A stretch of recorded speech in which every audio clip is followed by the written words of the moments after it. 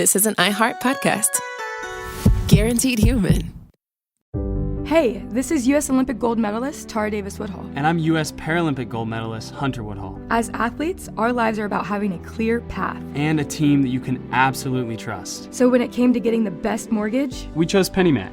PennyMac is proud to be the official mortgage provider of Team USA and you. Learn more at pennymac.com. PennyMac Loan Services, LLC, Equal Housing Lender, NMLS ID 35953. Licensed by the Department of Financial Protection and Innovation under the California Residential Mortgage Lending Act. Conditions and restrictions may apply.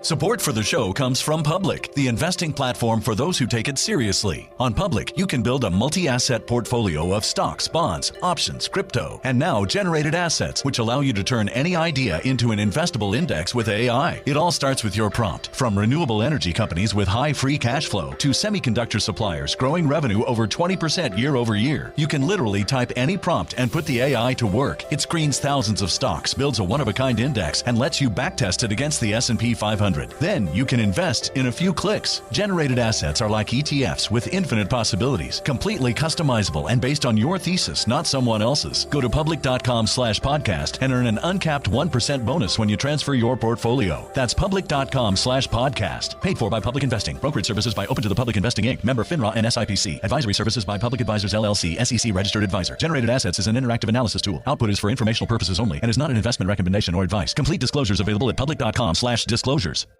Kids, pets, life, your sofa sees it all. But with a washable sofa, stains don't stand a chance. All of our sofa collections come with fully machine washable covers and cushions, making cleanup effortless. Liquid and stain-resistant fabrics provide extra protection against everyday messes. Plus, with modular designs, you can rearrange your sofa however you like. Perfect for growing families and changing spaces. Starting at just $699, it's time to upgrade to a stress-free, mess-proof sofa. Visit washablesofas.com today and save. Offers are subject to change and certain restrictions may apply.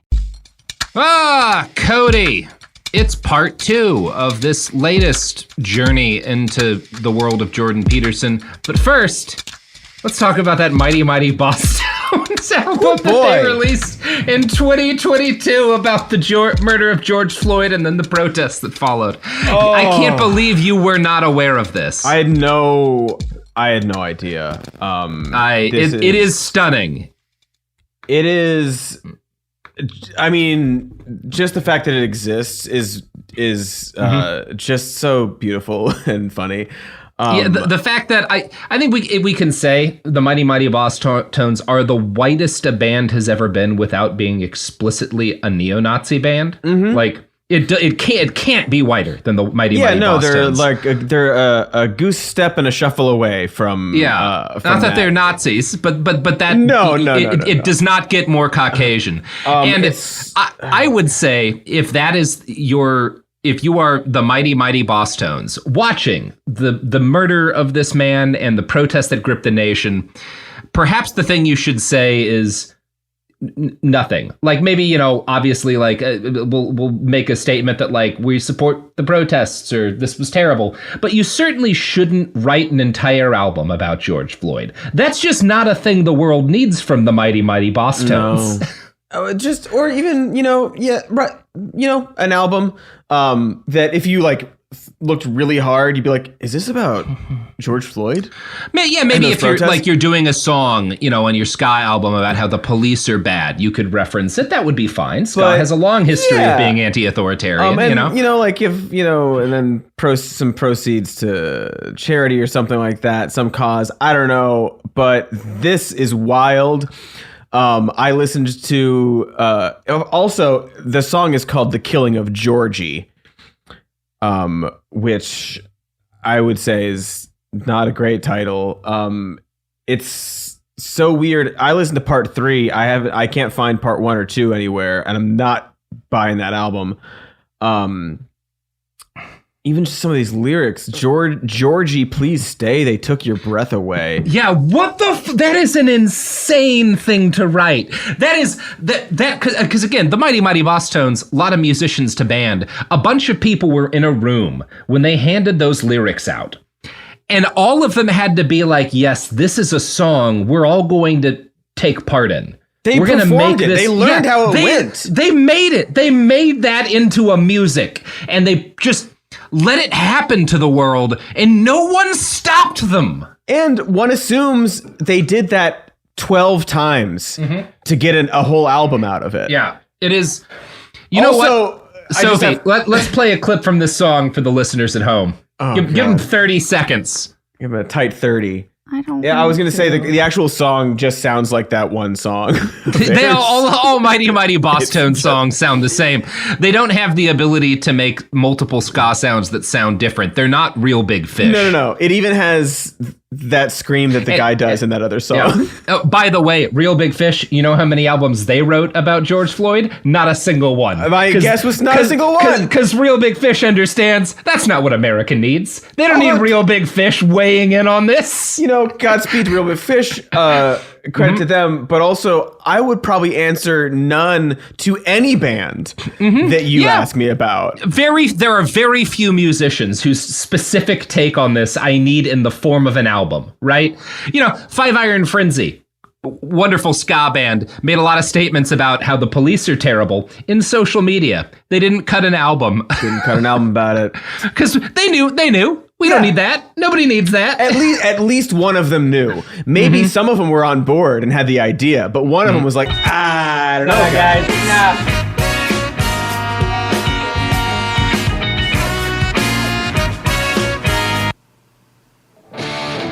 You got to get the chorus. You got to get in there. Here we go. Skip ahead or no?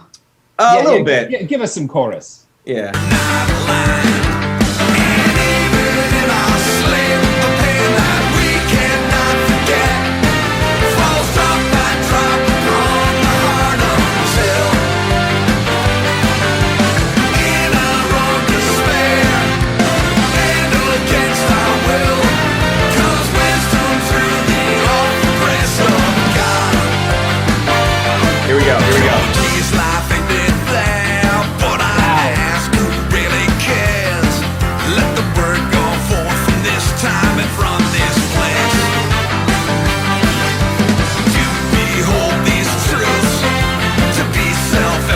Okay, now terrible, awful line. Do anymore. I listened to it back like in whenever it came out, and was like, "This is the worst thing I've ever heard." And it is the most cringeworthy thing. Like, it's one of the worst things I've ever heard. It's people so make. Bad. Even like not like I have listened, Cody. I have listened to an entire discography of Blink-182 covers turned into Nazi anthems. Oh my god! Dozens of songs. Oh my god! Dozens. I have like 70 of them on my fucking hard drive. Dozens of them, and it was bad, but it didn't make me cringe like that. It's just like, like even revulsion. If you ignore the fact that this is about George Floyd and they call him Georgie the entire time, which, and by the way, did anyone call him Georgie? Was that ever his nickname? I don't think did so. you really invent a nickname for a murder victim and then make an album about it? Also, if you're doing if you need 2 syllables because like melodically you need that extra syllable, George Floyd is his name. Yeah, that's 2. You got 2 right there. Yeah. But maybe they wanted it to be a little more, discreet, a little under the radar. Like, oh, it's not definitely about George Floyd when clearly it is. But even if you remove it from the context of what it's about, like, it's so awkward. Also, like, do we hold these truths to be self-evident? It's like a child's song. It is like it's just the Schoolhouse Rock cadence. Which, I'm sorry for insulting Schoolhouse Rock right now. I didn't mean it. No, Schoolhouse Rock, those songs generally worked. Many of them are stuck in my head periodically. Be self-evident. Like, I'm going to pour Bactine in my ears to try to get this out of my brain once we finish recording. Also, if you play it back, listeners, the chorus is literally just, I've never had to knock on wood. It's just that. That's the only song they have. The exact same tune. God, some slight that's variations funny. Because of the syllables and the beautiful lyricism that they've introduced. Yes, the perfect art that is God. I can't. It's absolutely stunning. That this would happen and that no one would stop it. Like, morally, if you are ever around and your friends have a ska band and they attempt to make an album about the murder of a black man by the police, it is your moral responsibility to mace them until they stop. You have an ethical duty. Whatever it takes. It's this, like, if you fail to do that, it's the same as like watching someone get kicked to death in the street and refusing to intervene. Anyway, Cody. Whatever it takes. This is Behind the Bastards, a show about the mighty, mighty Boss Tones, history's greatest monsters. Oh. Do you think Jordan Peterson's ever been able to enjoy a ska song? Could you imagine him skanking? I can. Because I've seen him cry about a bluegrass band he saw in Tennessee. And then I saw a video of him dancing to it. And it was good. Like they were a good band, and I'm not like a bluegrass or, like, as we call it, country ska. Yeah, country ska. I got no issue with that kind of music. It was a good band. They did a good job, but I think that any music I think moves him, which is fine. That's the most human thing I've ever heard about. Exactly. So I think he would skank it. I think he would skank it. I think he could really get down to, that Real Big Fish song, Beer? What if you rewrote it to be about having a single sip of cider and then not sleeping for 30 days? And then saying you didn't sleep for 29 days. Like, let's be clear. Well, this has been 9 minutes of Cody and Robert talking about ska. Right. Let's take off our bowling shoes and checkered hats. There are a solid 11 people in our audience who were waiting for this for years. Oof. And those 11 people are having the best day of their lives. Everyone else has deleted us from their phones. You're welcome to those people. Sorry to everybody else. Yeah. So, Cody, when we last left off with Jordan Peterson in this episode... please. Jordy. He was talking about how women are incapable of looking at relationships in anything other than like a cold transactional way. Now, the next thing Peterson does in this episode is stick his brain's dick into the problem of mass shootings. Okay. Did you like that sentence, Cody? You feel good about how I wrote that sentence? I don't hate it. Did it take your breath away? Oh, God. Here's Jordan. Thank goodness. I think Warren Farrell wrote a book called The Boy Crisis, told me yesterday when I was talking to them that every single high school shooter was fatherless. So, I mean, that's a small sample of people, but society seems to be, let's say, degenerating into a more and more woke direction. Oh. So, Cody, I'm not going to look up his buddy Warren like I did his other friend, because the claim that he's made there, that mass shooters are always fatherless, is complete horseshit. And it's the easiest thing in the world to debunk. I was going to look at and this is a thing that if you're a listener of this show and you're like, I actually like Jordan Peterson, I don't know what you're doing here, but thanks for coming. Anything he ever says, just be like, what? It's always wrong. Sounds off. 100% of the time, it's at least a little wrong. And this is a lot wrong. Snopes has covered this, which makes it very easy to debunk. There is a years-long right-wing media claim that mass shootings are committed by fatherless children. This is to demonize single mothers. It's just to demonize the fact that, like, the breakdown of the family and not, I don't know, the fact that, like, look, I'm as pro-gun as they get, but it's the fact that any angry young person can purchase whatever gun they want, even if they have a history of domestic violence, with 60% of them do. If you want to look at the thing that actually most mass shooters have in common, most of them have a history of violence towards women that doesn't stop them from acquiring a firearm. Anyway, all mass of this shooters stuff, and police. Yes, and police, yes. Who kill twice as many people as mass shooters in the United States, we should also note. Anyway, the point of origin of this, like, right-wing sort of thing that, like, the problem is single mothers and not anything to do with guns or patriarchal violence or whatever. The point of origin for this is an article in The Federalist in 2015, which was later picked up to act as evidence for a Fox News column. It did not claim, this Federalist article does not claim, as Peterson does, that every mass shooter is fatherless. Quote, on CNN's list of the 27 deadliest mass shootings in U.S. history, 7 of those shootings were committed by young, under 30 males since 2005. Of the 7, only one, Virginia Tech shooter so I'm not going to try to pronounce, the Virginia Tech shooter, who had been mentally unstable since childhood, was raised by his biological father throughout childhood.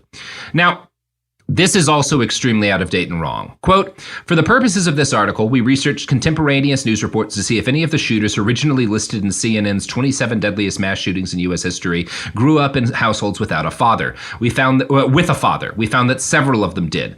The Virginia Tech shooter who killed 32 people in Virginia Tech in 2007 was raised by both a father and a mother. So was George Hennard, who killed 23 people in Killeen, Texas in 1921. Charles Whitman, who killed 17 people at the University of Texas at Austin in 1966. Nidal Malik Hassan, who fatally shot 13 people in Fort Hood in 2009. Jivery Wong, who killed 13 in 2009 in Binghamton, New York. And Aaron Alexis, who fatally shot 12 people at the Washington Navy Yard in 2013. James Huberty, who killed 21 people at a McDonald's in the San Ysidro neighborhood of San Diego, California in 1984, was raised by a single father and later a father and a stepmother after his biological mother abandoned the family. So again, these are not, and by the way, this is not a comprehensive list of all of the mass shooters who have both parents. Yeah. Many of them have. It is complete horseshit to say that they do not have, like, mass shooters tend to be fatherless. That's nonsense. Yeah, it's that's like nonsense. Stefan Molyneux shit. Yes.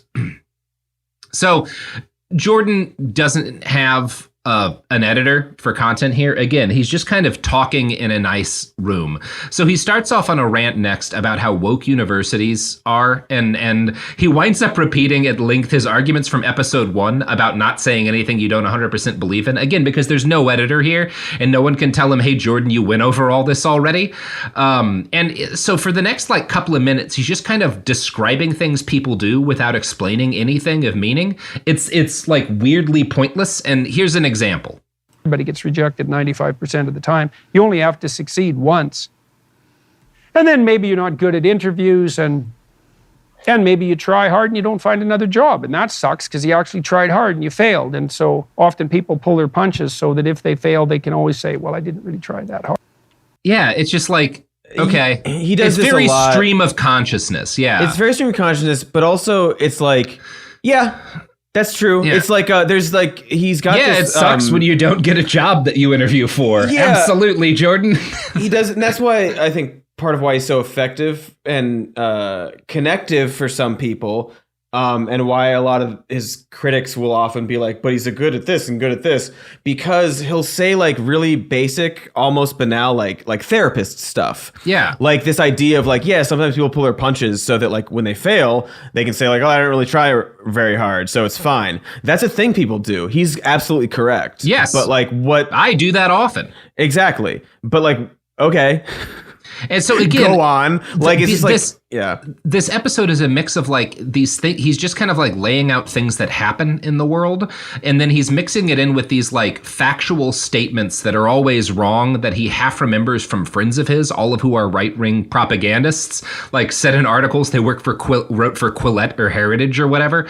And as the episode goes on, he makes repeated reference to his private clinical practice as a therapist, talking about how he laboriously helped people rebuild their lives or fix intractable mental health problems. And this is where things get really messed up. Lots of people would come into my office and they were terrified to be there. They didn't want to be there. It took them like 2 years to get up the courage to go see a therapist. And so part of my job was to make them as comfortable as I possibly could instantly. And a huge part of that was paying attention to them and not to me. And you can get really good at that. Wait a second. Sorry. Mm-hmm. Brave concept. Yeah, this should be about them and not you, Jordan. What are you talking about? Yeah, nobody goes to a therapist to learn about the therapist. I just want to get a therapist and pay $150 a session so I can get to know a dude. What is he doing? Like, what is he talking We're going to get into what he's talking about, Cody. But first, you know what is the only real kind of therapy? Spending money. Yeah, well, it is in fact ska. Look, you go to a fucking Streetlight Manifesto concert and tell me that you didn't just have a religious experience. I will. I dare you to, Cody. Dare accepted. This podcast is sponsored by BetterHelp. I get it. February's full of flowers, candy, stuffed animals, and of course, expectations about Valentine's Day in particular, and about relationships and dating in general. And these conversations, these expectations can feel overwhelming and stressful. No matter where you are, whether you're married or dating or single or just focusing on you, you're right on time, and therapy can help you find your way and see more clearly where you want to be. So if you're looking for a little bit of help figuring out things in your own love life, if you're looking for some help balancing things, therapy can be a great option, and BetterHelp is one option for therapy you should consider. BetterHelp therapists work according to a strict code of conduct and are fully licensed in the U.S. BetterHelp does the initial matching work for you so you can focus on your therapy goals. A short questionnaire helps identify your needs and preferences, and their 12-plus years of experience and industry-leading match fulfillment rate means they typically get it right the first time. If you aren't happy with your match, switch to a different therapist at any time from their tailored recommendations. BetterHelp is the world's largest online therapy platform, having served over 6 million people globally with an average rating of 4.9 out of 5 for a live session based on over 1.7 million client reviews. So sign up today and get 10% off at betterhelp.com/behind. That's betterhelp.com/behind. Let's talk about modern home shopping. It's sort of become a fun side hobby, right? Scrolling listings at night, dreaming about kitchens you've never seen, or backyards you haven't even stepped foot in, all from the comfort of pretty much anywhere. Redfin knows a lot of people like you want to own, but are stuck in this browsing mode loop. That's where Redfin flips the script. With listings that update within minutes and tours you can book right from the Redfin app, you can see your dream home the moment it appears. Now, liking a listing is easy, but actually landing it, that's where Redfin comes in. Redfin has over 2,200 agents with local expertise. And Redfin agents close twice as many deals as other agents. That means they want to help you win, not just window shop. Redfin is built to help you go from just looking to wait, this could actually be home. So become the newest neighbor on the block. Visit redfin.com to start finding and start owning. That's redfin.com. Support for the show comes from Public, the investing platform for those who take it seriously. On Public, you can build a multi-asset portfolio of stocks, bonds, options, crypto, and now generated assets, which allow you to turn any idea into an investable index with AI. It all starts with your prompt. From renewable energy companies with high free cash flow to semiconductor suppliers growing revenue over 20% year over year, you can literally type any prompt and put the AI to work. It screens thousands of stocks, builds a one-of-a-kind index, and lets you backtest it against the S&P 500. Then you can invest in a few clicks. Generated assets are like ETFs with infinite possibilities, completely customizable and based on your thesis, not someone else's. Go to public.com/podcast and earn an uncapped 1% bonus when you transfer your portfolio. That's public.com/podcast. Paid for by Public Investing. Brokerage services by Open to the Public Investing Inc. Member FINRA and SIPC. Advisory services by Public Advisors LLC, SEC registered advisor. Generated assets is an interactive analysis tool. Output is for informational purposes only and is not an investment recommendation or advice. Complete disclosures available at public.com/disclosures. Okay, so we're back. Jordan Peterson has just talked about how he became friends and gets all of his patients to trust him, right? About how, like, that's a real struggle as a therapist, getting these people to trust them, and about how good he is at it.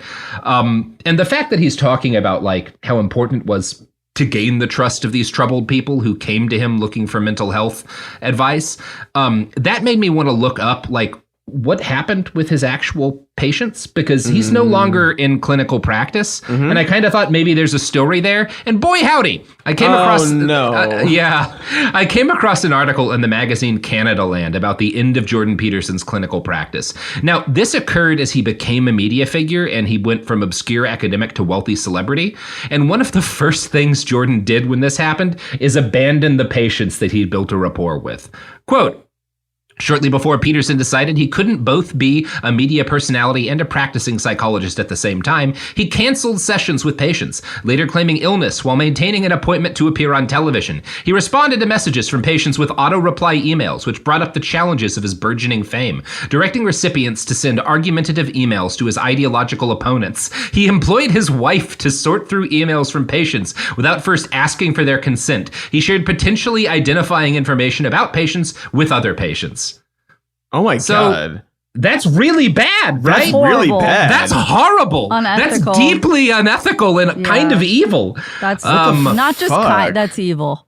That's really evil and selfish and cruel. deeply, like, potentially disturbing, to be honest. Like, potentially something that could even have a body count. Yeah. Because being a therapist is a thing, like, a number of people who are attending therapy are doing it because suicide is a thing they consider regularly. And if they let you in and trust you, and then you, like, both abandon them because you get famous and also tell them, hey, send emails harassing people I don't like. Like, yeah. So, okay. Yeah. Like, yeah, you're trusting this person and they cancel and then you see them on TV. That's fucked up. What, like, could you repeat the part about the emails to his opponents? Yeah. It was like this long list of just like he directed fucked up recipients things. to send argumentative emails to his ideological opponents. So wait, so he emailed his patients to email? Yeah. This was opponents? I think this was a thing. And let me pull up the art. It's been a while since I read it. Let me pull up the article again and find. That's just so messed. More detail for you. What the fuck is wrong with this guy? Well, I think we know what's wrong with him. He's a fucking narcissist who wanted money. Yeah. That is like. That's all you need to know. I wish I had found this article when you and I were doing the Peterson episodes that we did, because this is legitimately like the worst thing I've heard about him. That's all you need to know about him. Like, yep. That's, oh my God. All right. Well. So basically, this article, a lot of it focuses on one of his patients, Samantha, who, like, he cancels an appointment with her saying that he's sick, and then he shows up on TV the next night. This is, like, right when all that stuff breaks with that Canadian, like, change to hate laws and stuff. Quote, when Samantha responded to an email that offered new dates to meet, she received what appeared to be an auto-reply aimed at his growing number of supporters, attempting to mobilize a letter-writing campaign in his battle against political correctness at the university. Hi. Thank you for writing. At the moment, I am unable to keep up with my email correspondence, although I will try at some point in the future to respond personally. If you are emailing me about current PC-related issues, you should consider sending your comments to the following individuals. Remember that the only way that any of this can be straightened out is through carefully articulated and reasonable arguments. I would say that the vast majority of letters I have received have been exactly that, and it's just what is needed. Assume rationality on the part of the recipients and make a careful case. We want to play in the court of reason. CC a copy to me if you wish.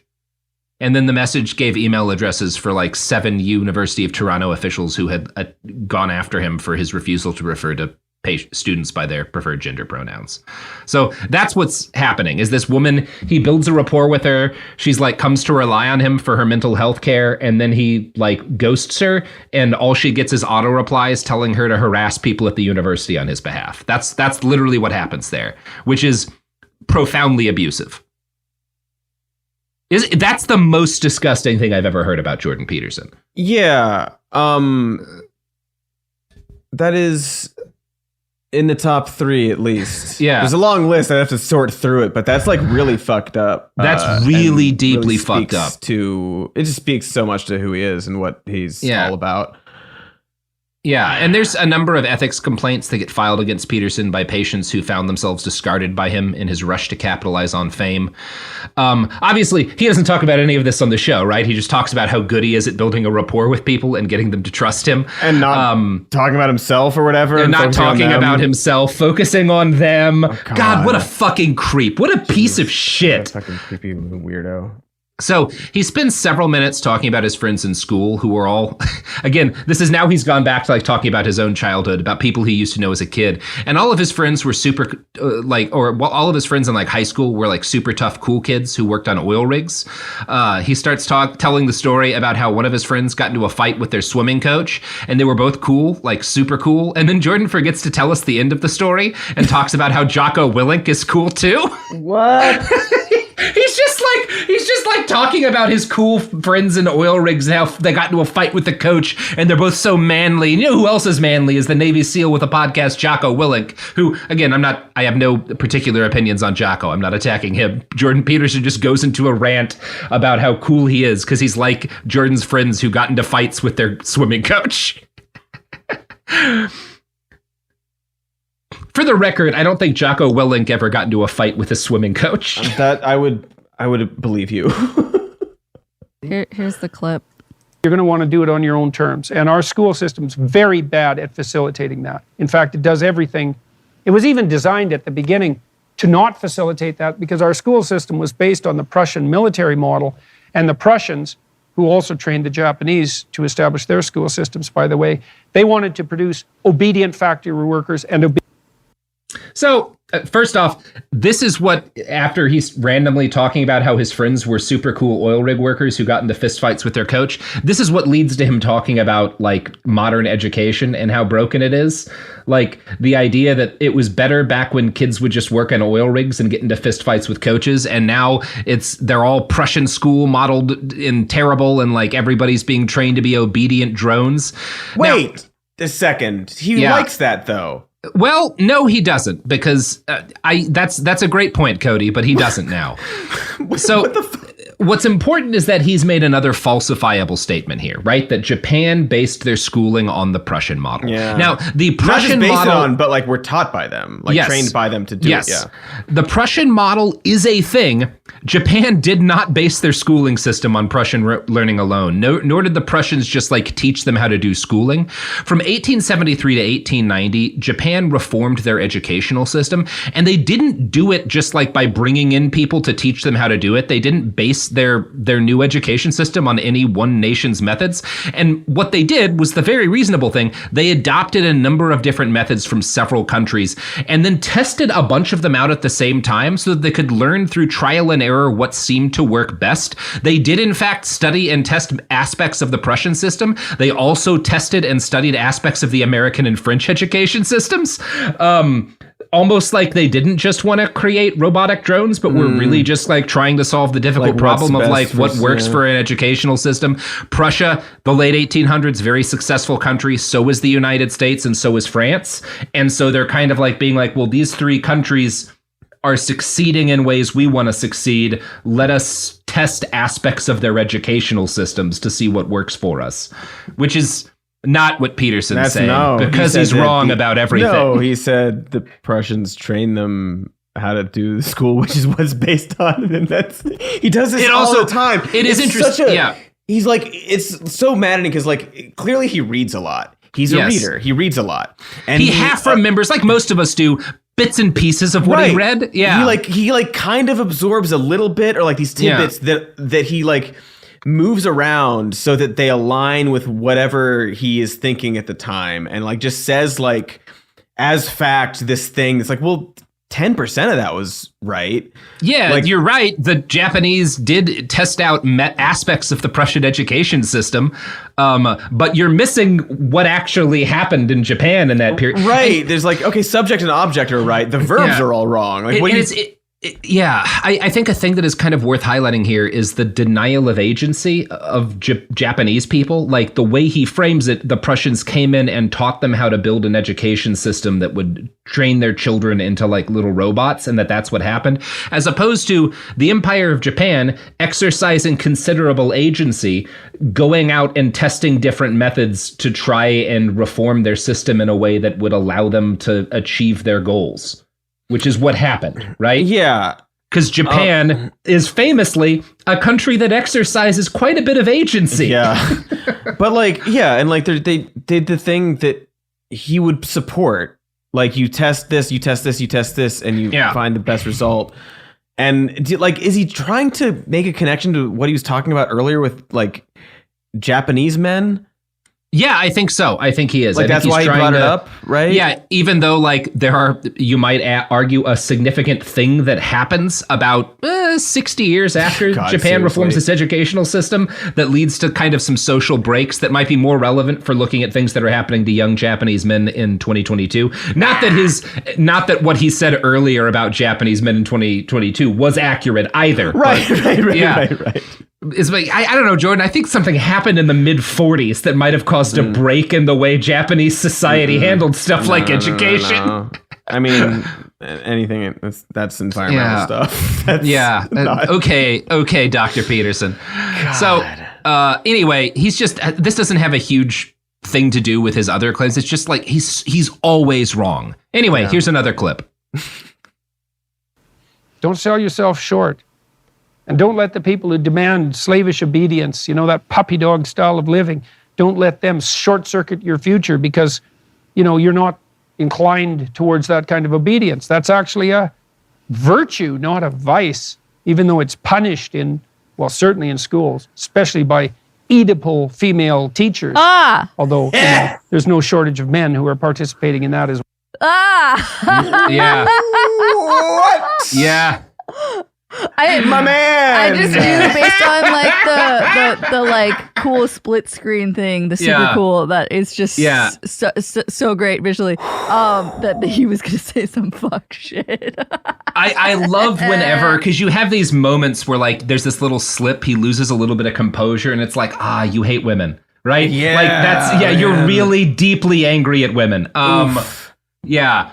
That's fun. That coupled with like all the stuff he's been saying, like that like dating above their status and like the fatherless, it's like single mothers and mass shooters, like all this stuff. It's like, man, you're just so deeply angry at the concept of women. That's pretty cool, I think. But also like it's only what he's talking about too is just like, obedience is like, don't be a slave to blah blah blah. It's like, but you would disagree with that if it was about something you agree with. You would be like, well, no, you follow orders, you do this, you find your place, and you follow steps in your hierarchy to do X and Y. It's just so it's like context ideology dependent, and it's just fun to see him pretend that he doesn't think that way. Yeah. You know what else is fun to pretend, Cody? Some Oedipal mother. It's fun to pretend that we could ever live in a world without the products and services that support this podcast. But of course, we couldn't. There is no life without these products and services. Existence itself is meaningless without whatever comes up next as soon as I stop talking. Let's talk about modern home shopping. It's sort of become a fun side hobby, right? Scrolling listings at night, dreaming about kitchens you've never seen, or backyards you haven't even stepped foot in, all from the comfort of pretty much anywhere. Redfin knows a lot of people like you want to own, but are stuck in this browsing mode loop. That's where Redfin flips the script. With listings that update within minutes and tours you can book right from the Redfin app, you can see your dream home the moment it appears. Now, liking a listing is easy, but actually landing it, that's where Redfin comes in. Redfin has over 2,200 agents with local expertise. And Redfin agents close twice as many deals as other agents. That means they want to help you win, not just window shop. Redfin is built to help you go from just looking to wait, this could actually be home. So become the newest neighbor on the block. Visit redfin.com to start finding and start owning. That's redfin.com. Support for the show comes from Public, the investing platform for those who take it seriously. On Public, you can build a multi-asset portfolio of stocks, bonds, options, crypto, and now generated assets, which allow you to turn any idea into an investable index with AI. It all starts with your prompt. From renewable energy companies with high free cash flow to semiconductor suppliers growing revenue over 20% year over year, you can literally type any prompt and put the AI to work. It screens thousands of stocks, builds a one-of-a-kind index, and lets you backtest it against the S&P 500. Then you can invest in a few clicks. Generated assets are like ETFs with infinite possibilities, completely customizable and based on your thesis, not someone else's. Go to public.com/podcast and earn an uncapped 1% bonus when you transfer your portfolio. That's public.com/podcast. Paid for by Public Investing. Brokerage services by Open to the Public Investing Inc. Member FINRA and SIPC. Advisory services by Public Advisors LLC, SEC registered advisor. Generated assets is an interactive analysis tool. Output is for informational purposes only and is not an investment recommendation or advice. Complete disclosures available at public.com/disclosures. Kids, pets, life, your sofa sees it all. But with a washable sofa, stains don't stand a chance. All of our sofa collections come with fully machine washable covers and cushions, making cleanup effortless. Liquid and stain-resistant fabrics provide extra protection against everyday messes. Plus, with modular designs, you can rearrange your sofa however you like. Perfect for growing families and changing spaces. Starting at just $699, it's time to upgrade to a stress-free, mess-proof sofa. Visit washablesofas.com today and save. Offers are subject to change and certain restrictions may apply. We're back, and I hope that your lives have been filled with meaning. The only meaning you will ever experience. Family means nothing. Your own children mean nothing. Love is but a vapor in the air. But the products and services that support this podcast are God in a very real way, Cody. Yeah. That's good. No disagreement. Cool. So the very next thing that happens in the Jordan Peterson TV show is this really weirdly sharp cut, followed by the title text, "Can men be controllable monsters?" Oh, he loves talking about this stuff. Yeah, oh my God. Yeah, it's a question that only psychopaths ask themselves. So you gotta accept the monstrous aspects of you and be a monster in order to be whatever. He'll say it. It's fine. I know exactly what he's gonna say. He talks about Jung and Nietzsche a lot, and it's honestly, it's not very interesting. There's a long kind of rambling rant here, but I want to play where it leads him to. This is him kind of like reaching his conclusions. You might have fantasies of revenge, sometimes very violent. If you're extremely sexually deprived, or maybe not even that extremely, you'll have sexual fantasies. And if you're revengeful and look up, bro, and feeling oppressed, and then you might have violent sexual fantasies. That's a part of you. So let's say that's the shadow. I just want to point out that he only looked into the camera when he was like, violence, sexual fantasies. Yeah. Oh God, it's all like this. And there's a cut coming up in which the screen splits in three, focusing on Jordan's hands, then a close shot of his face, and then the wide shot of him sitting in a chair. Nothing interesting happens during this. He does not make any points. There is no like big conclusion he builds to. The editing decisions in this video. What was this text on screen just then? Oh, scroll back. Why don't we just play that segment? Let's give Cody a little. Where'd that come from? It's a head. Right. It's a head. Oh, it's a head? Yeah. Okay. Yeah. It's a head. 30 minutes in, and there's just Cody, text appearing. The text is, "Women want a tameable beast." There we go. He loves talking about it. Yeah, it's amazing. So his train of thought, as that might key you in on, leads him to another Disney movie. Thank God. And here's him talking about that. Story of Beauty and the Beast. And so in the Disney version, which does a very nice job of laying this out, Beauty is a entirely commendable female. She's attractive and wise, intelligent, ethical, devoted to her father, but not in a pathological way, independent. She has everything going for her. She's the target of the advances of a narcissistic Machiavellian, Gaston, who's like a parody of masculinity. He's sort of, you might think about him as the feminist's patriarchal nightmare in animated form.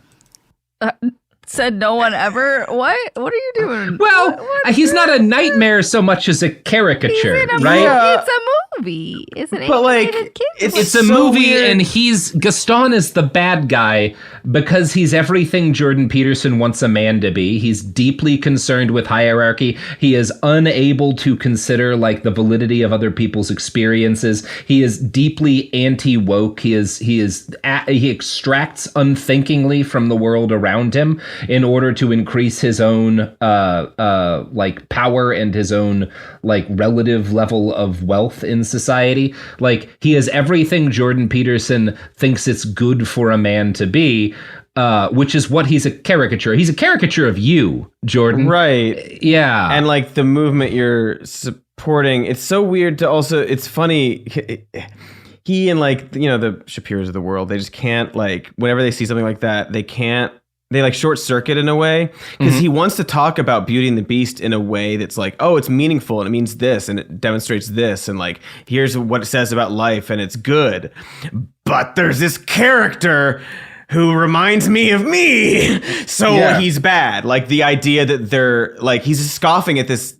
What he's saying is that like rather than Beauty and the Beast was even in the fucking whenever that movie was made, like the 60s, right? Even in this less woke era, the people who made Beauty and the Beast were specifically saying like masculinity, toxic masculinity of the sort that Peterson embodies is something to be mocked and derided. Which is like what they hate the most. Yeah, which is what they hate the most. Because the message of that is that like things get better for this like like monstrous aggressive individual because he's fundamentally capable of change and like listening to others and learning from them, and everything good that happens to him and happens in the story is because he's capable of listening to and learning from a woman. Is he just like ramping up to critique like feminist movements like Me Too? Is that what he's doing? Yeah, I think that's kind of where we're let's continue. Okay. From where we left off. He's all bluster, and although he's attractive, it's a superficial attractiveness that often characterizes narcissists. And Beauty is wise enough to actually prefer the beast, who's a beast, but also capable of standing up to Gaston and also prevailing, which is the advantage of the beast-like element. Wait a second. But also capable of being enticed by Beauty, and maybe literally so, into first of all, a productive orientation for his proclivity for aggression, and also into a productive and generous relationship. And Beauty being a wise woman and oriented towards the good and characterized by a positive relationship with her father, which is stressed, by the way, in that movie, wants a tameable beast. Now, and first off, we'll continue in a second. It's been a minute since I've seen that. Isn't one of the points of it that he's actually like not super violent? Like he makes like big threats and he blusters, but he never like hurts her, nor is he a violent threat to the rest of the village. No, he's only a violent threat to Gaston briefly at the end because he's like bringing a mob of people. That was so interesting to see him be like, like, and it's like, he's capable of changing. She has to control his beastliness in order to defeat this narcissist. And like, well, I actually think the point of it is that he's not really a beast. He just looks scary because of a curse, but is actually kind of a decent man with some emotional trouble who needs to work through his problems. Yeah, like he becomes. Is that not the actual point of the story? That he's not a monster? Quite gentle by the end. It's so weird that he led with that. I'm just saying, update to dating profile. Must be 4 years older than me and be a hashtag tameable beast. Be a tameable beast. That's right. Be a tameable beast. I'm sad because I feel like a lot of guys would be like, that's me. Finally, there she is. Why don't you keep playing for a little bit longer here? Oh, we did the rest of the thing that you marked. No. I want to get to the point where he talks about how women like erotic literature. Yes. Yes. I've seen him. Let's do this. Seen before we play this. I have seen again. All this stuff is stuff he's talked about like 90 million times on other podcasts and vlogs and stuff. I've seen him talk about what he is about to talk about with his daughter. Productive and competent, but also capable of enough aggression to keep the real monsters at bay. And that's a very narrow needle eye for women to thread, because you need a man who's aggressive enough to keep the real monsters away, but simultaneously agreeable enough, empathic enough, generous enough to be good with kids, to be good with her, and to share. And so that's a very fine line. And the taming of the beast is, in some sense, the negotiated establishment of that line. So there's a book called A Billion Wicked Thoughts that was written by Google engineers who are quite reliable social scientists when they put their minds to it, engineer types, because they tend to follow the data independent of any political inclination. And they looked at patterns of pornography use among men and women, drawing on literally billions of data points, A Billion Wicked Thoughts. And they found something that had been reported previously, but this was on a very large scale, that men use visual pornography. I don't think that comes as a shock to anyone, but that women's preferred pornographic art form is literary. Women like stories. And they analyzed the canonical female pornographic fantasy. And it's basically, surprise, surprise, 50 Shades of Grey. And so the Google engineers identified 5 categories of men that were often the feature target for the romantic and erotic adventures of the female protagonist in the pornographic stories.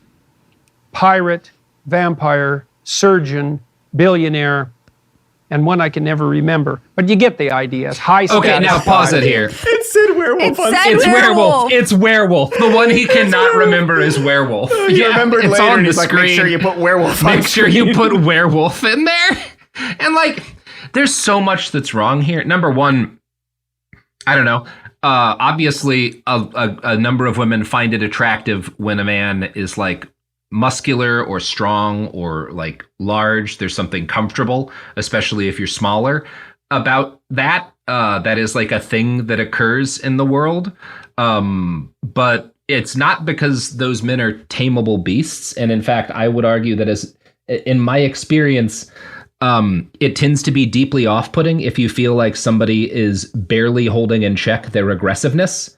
Like, it's nice to be with someone who you feel like, oh, if something bad happens, this person will react well and can help me stay safe and can protect people around me. That is an attractive trait. It's like if a fire breaks out and you happen to have someone there who has experience fighting fires and they put the fire out, that is attractive. It is attractive to know, oh, that person can handle themselves in a dangerous situation, right? All people find that attractive, men and women. It's always an attractive trait for very obvious reasons. What very few people find attractive is feeling, wow, this person could fly off the handle and become a dangerous, violent person at any second. Yes. Right. Because what he's talking about are fantasies. He's used that word many times. That's what he's talking about. And in these fantasies, they're not like pirate. It's not a violent, angry pirate with a short fuse who could hurt her. It's the charming erudite who's, he's violent. He's doing a violent job, but he's not inherently a violent man. And when you get to know, there's a reason why an entire generation of women in the West fell in love with Cary Elwes in The Princess Bride. The Princess Bride, because he's this pirate, but fundamentally, the instant you talk to him, he's not this unchecked violent madman. He's a deeply urbane, erudite, charming individual, and that's incredibly attractive. Yeah. I mean, looking for a man 4 years older, #tameable beast, but also a literal pirate or a literal werewolf. Not picky. Again, the two deeply handsome men who have a generation of men and women fell in love with in The Princess Diary. Indigo Montoya and Cary Elwes is the Dread Pilot. Princess Bride is the Dread Pirate Roberts, are both like deeply thoughtful and emotionally connected. Suave, gentle, gentle, very gentle and merciful as a general rule. They treat Buttercup wonderfully the entire time. Pheasant, like they're all. It's just what a fucking. I'm sorry. It's incredible. It's incredible. But also, like even his the thing he's citing, he's like, surprise, surprise, it's 50 Shades of Grey. And I have not read 50 Shades of Grey. I've like read funny reviews of it a little bit, but like. I'm pretty sure the Grey character, but the main character's name is Christian Grey, which is hilarious. The billionaire guy. But he's not like a violent, vicious man. It's an arrangement that they have made. Yeah, where a consensual sexual arrangement. It's a sexual arrangement where she feels safe in that relationship to open herself up and be vulnerable in that scenario. It's not like, ooh, he's like a fucking violent like sadist and I'm gonna tame him. Like that's not what it's about, right? There's this thing, and we're gonna tread into some dicey territory. You can find a number of men who wrote, particularly back in the 70s, really bad essays about the fact that rape is a really common sexual fantasy, right? That a lot of sexual fantasies involve assault and domination in that way. Bernie Sanders wrote a terrible essay. Hunter Thompson wrote a terrible essay. And as somebody who has repeatedly interviewed like people who professionally, sometimes in a clinical sense, help people engage with fantasies like that, part of the reason why those are so common is they allow people who have been victimized to take power and agency in a situation that was deeply traumatic to them and kind of recreate and explore that experience while being able to take agency and control this time. And that is a reason why that is a thing that people, but I don't think a guy like Jordan is capable of understanding that. Instead, he interprets it as women actually want a diversion of this to happen to them, rather than like, well, people who are traumatized may seek to explore the thing that traumatized them in a way in which they have more agency. It's kind of fucked up that he's a psychologist. It's really fucked up that he's a psychologist. Up. This is a deeply studied piece of sexual psychology. A lot has been written by clinicians about why people do the things in some of this role playing that they do. This is a thing people study academically that I don't think he's ever read about because it would make him uncomfortable. Yeah, it would burst his little bubble. I feel like he said these had tweets about this, about, I feel like it was about Muslims. Yeah. And desiring, I don't even want to find it. It doesn't matter. No, it's not. It's just, again, he's wrong about everything. Just like he's wrong about werewolves because he forgot them, which is funny because that's look, if you're gonna list things that are common in erotic fiction, werewolf is going to be the top of everybody's. Werewolf and pirate, right? Werewolves and pirates. I wonder, because there's he's and then there's a fourth one, and I can't remember it, and then text on screen said werewolf. I wonder if they didn't know. Part of me feels because I think he just probably talks and then leaves and isn't privy to what it turns out as. He's not in the editing room, being oh, do text here. It's just some fucking person. Gotta watch this and cut to a shot of his hands or whatever. So I feel like the editor guessed and pirates, vampire, werewolves too. And that's why it says werewolves, not because that's what he couldn't think of, but because the editor had to fill it in. Yeah, it's what I would like to do with Jordan Peterson, if I could, I would like to sit him down. And I would like to make him watch the movie Wolf Cop. And I would like him to interpret the film Wolf Cop, particularly the scene in which the main character bursts dick first into a werewolf. It's the most incredible scene in cinematic history. Nothing has ever compared to it. God, I love Wolf Cop. I am just now hearing of this. Have you not seen Wolf Cop? He turns cock first into a werewolf, Cody, and you see it all. What the fuck? It is amazing. You see everything. You see everything. Wolf Cop. Watch it. I'm checking out the trailer right now. It is. He threw up in his car. What the fuck? He sure did. He's a very drunk cop. The main character is a drunk cop. Wait, is that why he threw up? Yes, because he's wasted. He is like the sheriff in Jaws level alcoholic. Damn. It's awesome. And then the best thing about it is after he becomes a werewolf, he doesn't stop being a cop. He's both 100% werewolf and 100% cop at the same time, which is groundbreaking, Cody. I mean, that's why he's a wolf cop, right? Mm-hmm. Yes, exactly. Wow. Anyway, let's get back to Anyway. Pirate, vampire, and wolf cop. So, it's very funny. So he goes into this misunderstanding of this Google study to say that it's really important that all of these preferred female fantasy men where these fantasies remained in place during Me Too. He think that's a big deal. We did it. We got there. We did it. I knew it was. Yeah. I knew it. Anyway, here's how he describes the Me Too movement. Just taking a deep sigh. All male will is potentially corrupted by power and to be regarded with suspicion and legal regulation. Well, that's far too extreme and preposterous. And so what you have is a compensatory fantasy emerge that's highlighting the value that's not being properly attended to by the culture.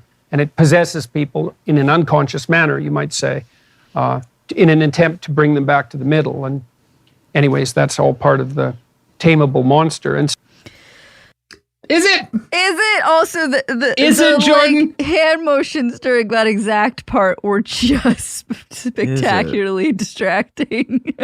It's his need to make these things complex and deeper than it was easy for men to get away with assaulting women, and they didn't like that. It's so frustrating. Listening to him talk about this stuff. It's no, man, just it. People don't like to be assaulted, Jordan. Why Me Too happened is extremely simple. It was easy for powerful men to get away with abusing women, and the women didn't like that. They didn't like it. And also, a lot of men didn't like it because it's fucked up and horrible. People didn't like that. People don't like that. It's bad. Some people did, and those people are bad. Yeah, those people are terrible, and we wanted them out of our society. No, we need to tame them. They're the tameable beast. Look, you can even phrase that in like a stupid mythic term where like, fundamentally society is all sheep and wolves, and the wolves were preying on the sheep but dressing as the wolf. It's the evil uncle and the crone and I don't know, whatever. I'm not going to try to do that. Like, you can do a better job of this than me, Cody. That's what he would say. Yeah. So after this, he restates for like the fifth fucking time that a man who can be aggressive but also knows how not to be aggressive is the most useful kind of man, which is like pointless. Yes, aggression is sometimes necessary. So it is good to be capable of aggression and also know when that's not appropriate. Like, obviously, that's the same as saying like, it's good to know when you should use a kitchen knife as opposed to putting the kitchen knife away so you don't accidentally cut somebody. Well, yes, Jordan, it is good to not just swing a kitchen knife around. There's a time and a place for that knife. Everyone knows this. Also, the same is true of women, where you need to be aggressive sometimes, and other times it's inappropriate to be aggressive. That is true of all human beings. Like, sometimes human beings will need to be aggressive, but most of the time they won't need to be, and knowing the difference is critical. Obviously, Jordan. I don't know. His episode peters out to a completely nonsensical closing statement. Has it under control. He's a way more useful man than one who cannot do that for lack of ability, or because he's imposed or incorporated arbitrary moral constraints on his perceptions and behavior that stop him from being able to say no, for example, because saying no is an act of aggression. Because what no means stop doing that, or something you do not like will absolutely 100% happen to you. And so without that, there's no capacity to say no. And well, yeah, if you can't say no, you can't negotiate, you can't move forward, you can't live your own life. You can't put limits on Machiavellians, you can't oppose narcissists, you can't emerge unscathed from people who use empathy in a manipulative way. You can't put constraints on a badly behaving 2-year-old. Oh, good, so, we get the song. No and aggression, and integrated aggression, those are pretty much exactly the same thing. What? Yes. Pretty much exactly the same thing. Is inherently an act of violence. It is impressive to say no. And he's saying that because, like, you can't say no without the threat of force. But for example, the other night, my friends were going out to dance and they asked if I wanted to go. And I said no. And you know what was not present at all was the fact that I might harm them physically if they asked me again, right? Well, right. There was no threat. It was just I was asked if I wanted to do a thing and I stated that I did not. Right, because what he's like assuming that like it's not just like the no is violence, it's the initial question is violence. Yeah, too. Everything is violence. It's like just violence meeting violence. Violence. And so rejecting that is also implicit violence. And also, like, as a general, even because he's obviously means a lot of this is like in a sexual way. Like if a man asks something of a woman and she says no, that's violence on her part too, because obviously she can only back up the fact that like she doesn't want him to do something if she's willing to use force, which is nonsense. Force, because I think it is for the most part. In human society, when like people ask, do you want to do like, hey, do you want to make out or whatever, or have some sort of like physical arrangement, and the other person says no, as a general rule, most people are like, oh, okay. And there's not a threat of violence because most people don't want to be rapists. I do feel like that's probably safe. One hopes. That is somewhat of a statement of faith on my part, but yeah. I mean, according to Jordan, that's not true. Yes, according to Jordan, that's not true. It's the threat of violence on both sides, period. What a fucking weirdo. Also, like, just what a weird way to end. But, like, it's just, again, it's one of those things where he's talking these grandiose terms and in some ways just misrepresenting things and just saying fucked up, like hard-lined rules about how everybody is and how everybody should act. But what he's talking about, like, almost is like, yeah, it's good to set boundaries and be able to say no Which okay. Yeah, but also saying no is inherently not an act of violence. Right. No, like it's like packaged in all this other stuff that is like. It would be fair to say that like sometimes because of the fact that many men have bad boundaries and are aggressive in an unhinged way, women may need to know how to say no in a way that is aggressive and that implies a degree of threat because they may be in a situation where they are themselves threatened. That's a fair statement, but also number one, that's not ever going to be generally true. And number two, we should be moving as a society to a situation in which people don't have to say no as with the threat of aggression behind it. Yeah. Like, because that's bad. That's always a bad thing when that happens. Anyway, Jordan Peterson. I mean, he's talked about this before in terms of like how you can't you can't control crazy women because you can't be violent with them. If you're a man, the threat of violence is there, but if you're a woman, it's not. So you can't do anything. So there's nothing to control women. Yes, it's just a weird fucking guy. Yeah, I don't know. I feel like he's not a good person, Cody. I think maybe that's true. I think that those emails and how he treated his patients is pretty indicative that he's not a very good person, aside from everything else he's ever said, and how he views the world. Not a fan. Cody, you know what I am a fan of? What's that? Is you. Oh. Yeah. Me too. Cody, sometimes. Yeah. Where, because I've never met you before. This is the first time we're talking. If I wanted to find things that you make and or create on the internet, where would I find those? Oh, so many places, or just a few. YouTube, I have a show called Some More News. And where all the podcasts are, a show called Even More News. Wow. And you can support either of those at patreon.com/Some More News. And I've got their websites, social media with my name, Cody Johnston, is there. Your name is Cody Johnston. Amazing. Twitter and Instagram. And my band, The Hot Shapes, will be available quite soon for all listeners to hear our album about. I'm not even going to joke about it. Cody, I am as excited now as the Mighty Mighty Boss Tones were when they realized that there was a cultural tragedy to exploit in order to sell an album. An entire album about an entire album. My God. My God. Not even like one song. Not even a whole album. Like if there'd been one song, I'd be like, well, you know, it was misguided, a rough year, but whatever, misguided, but I get it. Like you felt the need to express yourself. Okay, whole album. My God. Anyway, find the guys from the Mighty Mighty Boss Tones and hit them. Hit them, or go up to them and say no. Yeah, you know who didn't do shit like this is Dropkick Murphys. They just beat the fuck out of Nazis on stage. Because damn right, they're okay. All right.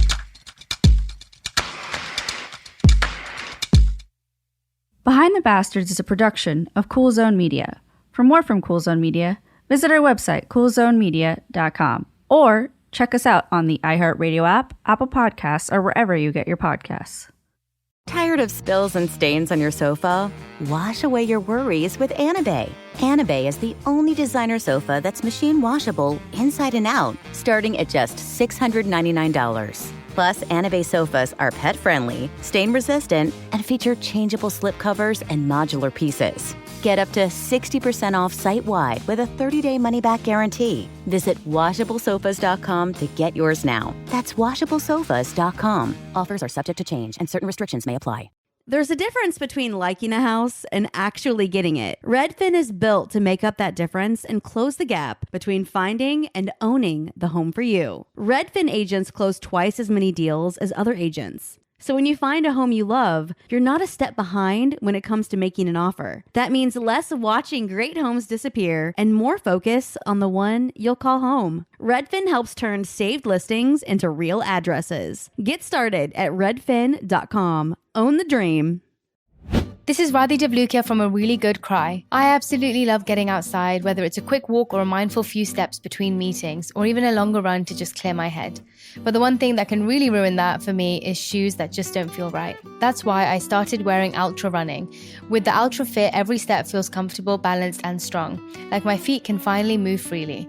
What really stood out to me was the roomy toe box. My toes actually now have room to spread out, which makes movement feel more natural and comfortable.